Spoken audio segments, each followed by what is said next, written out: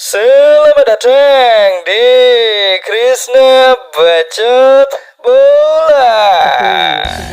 Pelatih tim nasional Indonesia Sintayong sukses mencetak rekor unik dengan membawa skuad Garuda back-to-back lolos ke Piala Asia. Sintayong pun menjadi pelatih pertama yang melakukannya bersama timnas Indonesia. Kepastian tim nasional Indonesia lolos ke putaran final Piala Asia 2027 setelah skuad asuhan Sintayong menekuk tamunya timnas Filipina di ajang kualifikasi Piala Dunia 2026 zona Asia putaran kedua, di mana kemenangan atas Filipina tersebut selain memastikan langkah Indonesia melaju ke putaran ketiga, tim nasional Indonesia juga dipastikan berlaga di putaran final Piala Asia 2027 tanpa melalui babak kualifikasi, di mana 18 tim yang sudah lolos ke putaran ketiga akan juga secara otomatis masuk ke putaran final Piala Asia 2027. Hadirnya sang pelatih berkebangsaan Korea Selatan tersebut di tim nasional Indonesia benar-benar merombak total persepakbolaan Indonesia. Semenjak ia didatangkan di akhir tahun 2019 yang lalu hingga kini, berbagai macam rekor telah ia torehkan bersama tim nasional Garuda Senior ataupun kelompok umur yang ia tangani selama melatih tim nasional Indonesia. Kedatangan Sintayong menggantikan Simon McManamy untuk melatih tim nasional Indonesia sekaligus menandai era baru perkembangan sepak bola Indonesia setelah di bawah asuhan Simon McManamy menjadi salah satu era tergelap dalam sepak bola Indonesia. Bagaimana yang Mimin ingat ketika itu di bawah asuhan Simon McManamy, bahkan tim nasional Indonesia menjadi bulan-bulanan di kualifikasi Piala Dunia zona Asia putaran kedua.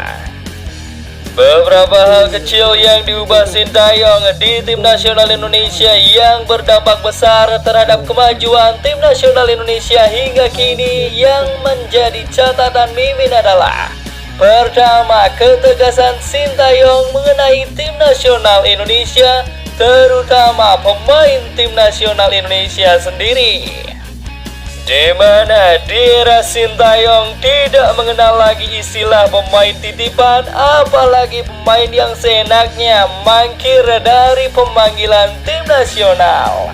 Terbaru ada Elkan Bagot yang menjadi korban ketegasan seorang Sintayong karena ia mangkir dari pemanggilan tim nasional U23 saat menjalani playoff Olimpiade melawan Guinea beberapa waktu yang lalu, dan imbasnya ia pun tidak dipanggil ke skuad tim nasional senior yang melakoni laga kualifikasi Piala Dunia zona Asia putaran kedua.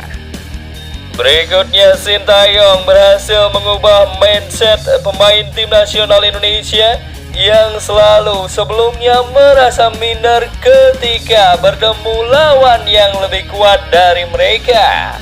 Terbukti di kualifikasi Piala Asia yang lalu di Kuwait, tim nasional Indonesia dengan perubahan mental yang ditunjukkan Sintayong kepada tim nasional Indonesia, Indonesia pun berhasil mengalahkan Kuwait dengan skor 2-1 di rumahnya sendiri.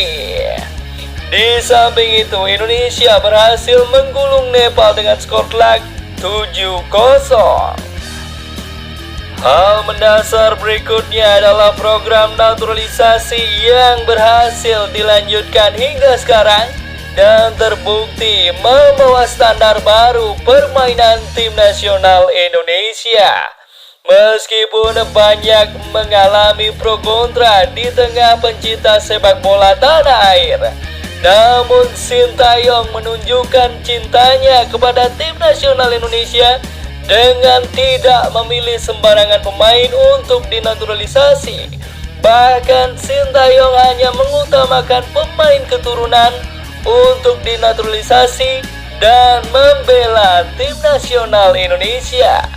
Tidak seperti program naturalisasi sebelumnya yang terkesan asal-asalan dan akibatnya hanya beberapa pemain naturalisasi saja yang sukses di tim nasional Indonesia sebelum era Sintayong. Terciptanya standar permainan yang lebih tinggi di tim nasional Indonesia semenjak bergabungnya beberapa pemain keturunan untuk memperkuat tim nasional Indonesia, membuat pemain pribumi terkesan terpinggirkan oleh Sintayong. Padahal sebenarnya kalau kita pandang program naturalisasi ini dari segi yang positif, Sintayong sebenarnya menciptakan level terbaru yang lebih kompetitif yang belum mampu digapai oleh para pemain pribumi kecuali satu atau dua nama. Kenapa Mimin menyebut pemain pribumi? Karena sebutan pemain lokal adalah untuk pemain asli Indonesia atau yang sudah memiliki KTP WNI, sedangkan pemain diaspora yang membela tim nasional Indonesia semuanya sudah resmi menjadi warga lokal Indonesia. Jadi itulah beberapa hal kecil yang berdampak besar terhadap tim nasional Indonesia di era kepelatihan Sintayong hingga saat ini.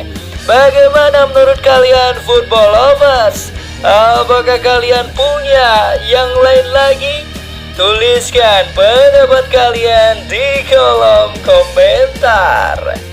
Jangan lupa like, share, subscribe, dan juga komen di bawah video ini agar channel ini semakin berkembang.